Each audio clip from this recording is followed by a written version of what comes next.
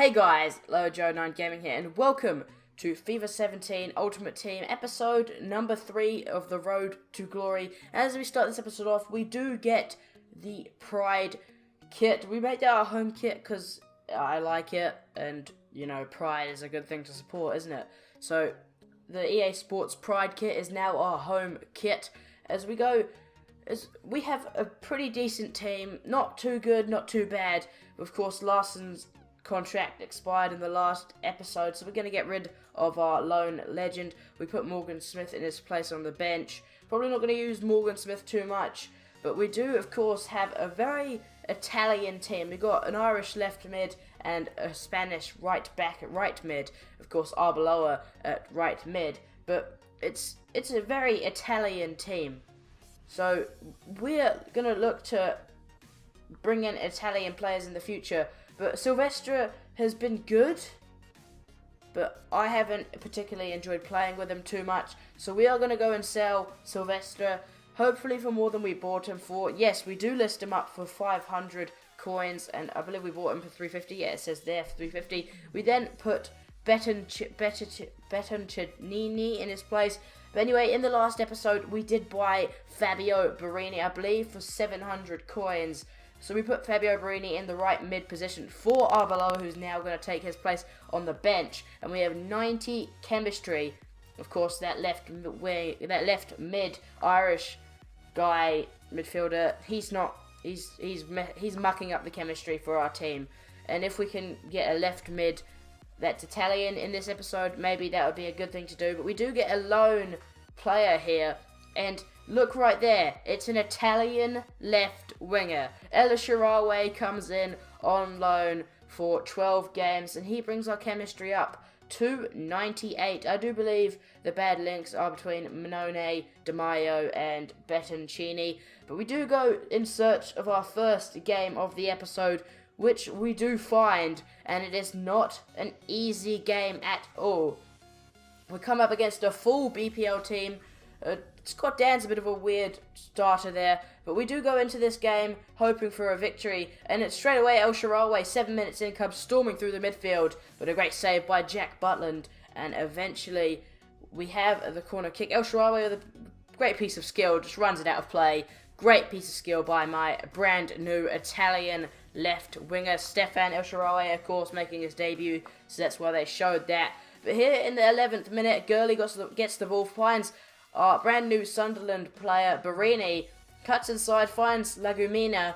Lagumina gets past the defence, takes the shot, comes off Butland, hits the post, and ends up in the back of the net, 1-0 to me. And my opponent has to be disappointed at Jack Butland. What was that save? He tried to get it onto the post. He did well to get it onto the post, but it comes straight off the post and into the back of the net, and Lagumina gets his first goal of the game. Here in the 40th minute, though, my opponent is coming forward with Nathaniel Klein, plays it through, but is blocked there by Di Maio, and Ferroni comes away with the ball, finds Lagumina, and a counter-attack is on, as I find Masucci with the ball, back to Carpani, tackled there, and Klein wins the ball, finds Jesus Navas, who comes on a storming run, an absolute stormer through the middle. My defence just parts like the Red Sea, and Jesus Navas takes the shot, but a great save by Vito Minone to keep the ball out of the back of the net. The corner kick eventually results in nothing, but half-time it was 1-0 to us. But straight away, 5 minutes into the second half, Oscar comes through and leathers the ball into the back of the net. Past an on-rushing Vito Minone, I think his name's Vito. That'd be embarrassing if I'm saying it wrong. But Minone couldn't do anything about it, and Oscar, the Brazilian, levels the score. And that's not a good start to the second half, but this makes it even worse here as Monreal finds Lallana, the English centre attacking midfielder, finds Roberto Firmino, who finds Oscar, tries to smack it at the goalkeeper, and it hits off the chest of Minone, goes up in the air, and Roberto Firmino beats Gurley to the ball. Gurley's tiny, he's not going to beat Firmino here. See this, he's like a whole foot shorter than him, and Firmino heads the ball into the back of there, and that's an easy goal for the cam converted into a striker. And within 5 minutes, within 13 minutes of the second half beginning, my opponent is in the lead. But we do get a good chance here with Masucci. Great through ball by Lagumina, but Masucci's shot is matched by an equally good save from Butland. And Lagumina here in the 70th minute makes a good turn from the pass from Gurley. Can't put the ball on the back of the net as he fires it over. Here in the 73rd minute, though, our dreams were shattered as Lallana comes through and hits the ball across the chest, or hits the ball across the body of Vito Manone, and fires the ball into the back of the net, and that's 3-1 to my opponent here, and there's no way back for us here. 15 minutes to go, and we didn't have any chances. We couldn't put the ball in the back of the net, but here in the 90th minute, El Shaarawy jumps over his man and finds Lagumina, who fires the ball straight at Jack Butland, who clears it downfield. Firmino wins the header. Gurley gets the ball from the bounce, who finds Masucci, but it is full time and a 3-1 victory for my opponent. Di Maio was our best player with an 8.7 rating, and that's not good at all if all of our players can't get higher than that. But we had 11 shots, he had 12, but maybe the most key thing here is he had a full gold team, except for Alex Hunter, who's 75 rated, so he is gold. But we had 7 shots on target, he had 9, so maybe that's what screwed us over. Maybe it's just a bit more clinical than us. But as you see here, Silvestre has sold, and we do get a task completed called Out with the Old. And Silvestre was a good player, but we only played him for 1 or 2 games, and I saw the opportunity to make some profit off of him, so I did. Hopefully, by the time Cyber Monday comes around, they have silver packs or something, so his price drops, because I can't do anything with gold players at the moment. But we do get a loan player reward pack from that, where we do get Kovacic, on loan for 7 games. So the Real Madrid central midfielder, they're coming into the club. But we do open a bronze pack, as we're looking to do the bronze pack method here in this series. We get Cacavolo, who is a left mid from Italy. We might be able to use him after El Shaarawy's loan's finished. We just look through all these players, see if they're worth anything. None of these players are, unfortunately. Then I do see at the corner of my eye, we have a squad fitness, which we sell for 650 coins.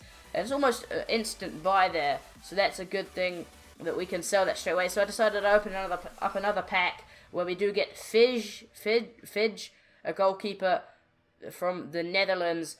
And again, we do the same with this pack, just check all the players' prices. None of them go for anything, which is quite unfortunate, seeing as we didn't get a squad fitness in this one. But that's what the bronze pack method's all about. You just keep trying to get players that are going to make you money back.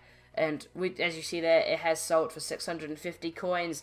But then we do some trading, and we're going to do the silver method, where you have the max price at 750 and the min by now 1,000 coins. And we do go through here trying to find some silver players. There's one here called Brizuela, who we can find on the cheap. I think he goes for about 1.7k, about that much, not too little. But then we have another player here called Villalba, and he goes for around 1.1 I believe. As you'll see here, 1.1 at the last card. And we pick him up, or try and pick him up, for 350 coins. We do get Brizuela for 450, and we do go ahead and look at his minimum price, which is not 1.5 or 1.7, whatever I said. It is 1.2, but we do list him up for 800 coins, and hopefully he will sell. We do get Villalba as well, which is quite a nice little deal. See Villalba there, 400 coins. 300 coins? I'm not good at remembering. 350 coins, and we try and sell him for 850 as well. But then we go straight into our second game of the episode, where we come up against another BPL team, or no, EPL team. It says BPL on the top left, that's wrong. It does have Alex Hunter as well, this time as a striker from Chelsea, but he has 4 loan players, Hazard and Mahrez, 2 of those. But here in the 36th minute, we do get a goal. Gurley storms into the box and passes to Carpani. A sweaty goal, I know, past the keeper.